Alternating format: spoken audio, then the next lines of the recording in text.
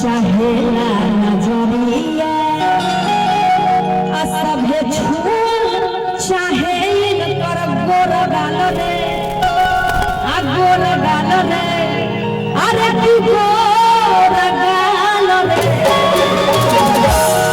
एक बात है सबसे ज्यादा मजा ही कैमरा वाला सबको मिलता है, आप लोग को नहीं मिलता होगा जी।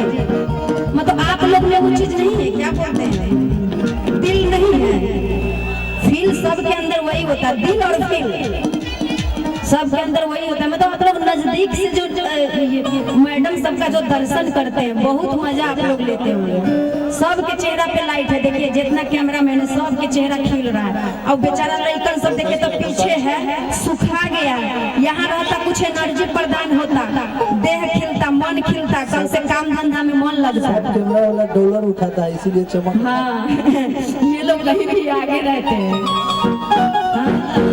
कि जब निकले घर से बहरिया सब लड़ावल चाहेला नजरिया सब छुअल चाहे कर गोर गाल रे अरे गोर गाल रे अरे गोर गाल रे। बात बुझाता ना बुझाता ना।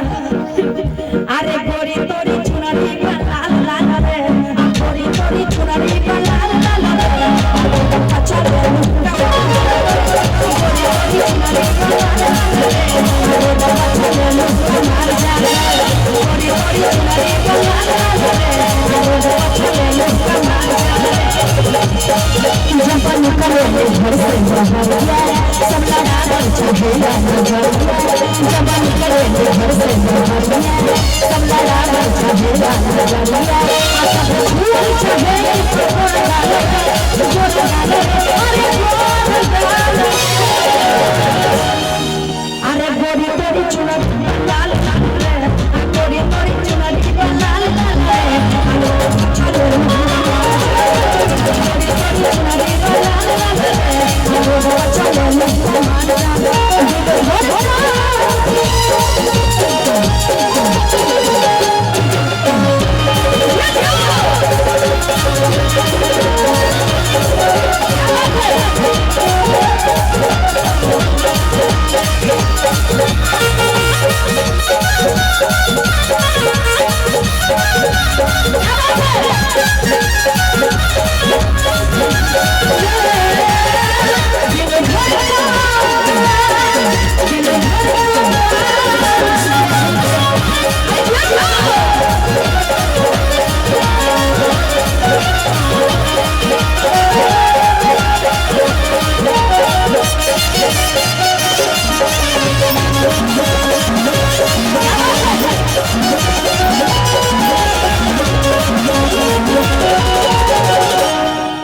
अरे सुंदर बनवाने आता है नजो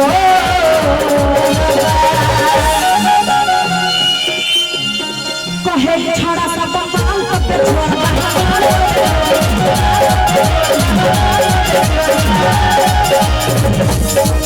अरे सुंदर बनवाने पहाड़ों में जोड़वा कहे लड़का सा बंगाल पे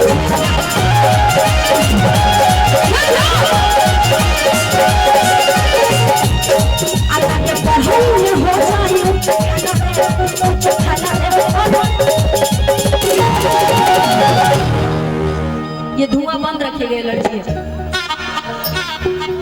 अरे गोरी तोरी चुनरी लाल लाल रे गोरी तोरी चुनरी लाल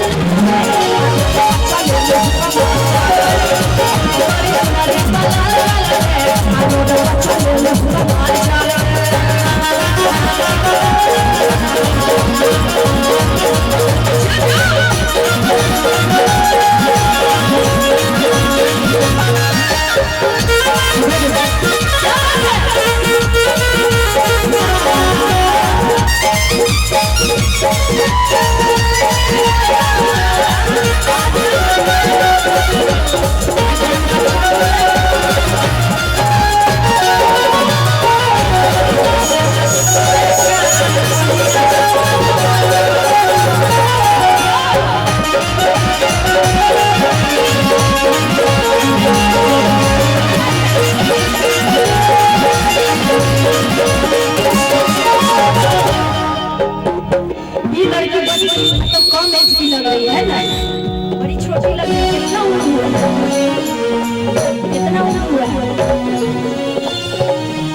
15 साल की है। वाह, बहुत अच्छा डांस कर रही है बाबू। खाली देखने में बच्ची है। हाँ, मेरा टाइम है, तभी ये बात पूछे कहाँ है? आपके पास कला है तो अच्छी बात है। ये कौन पीछे से बोल रहे हैं कि देखने में बच्ची है? बाप रे वाह, डायलॉग भी मारने वाला बड़ी यहाँ पर है जी।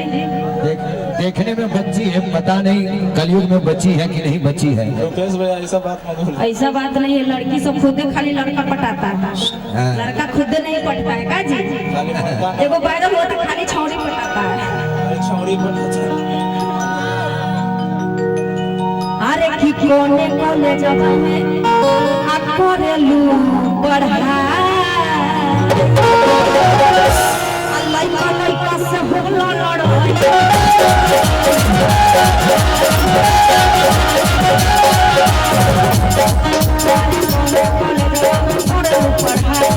लइका लइका से होला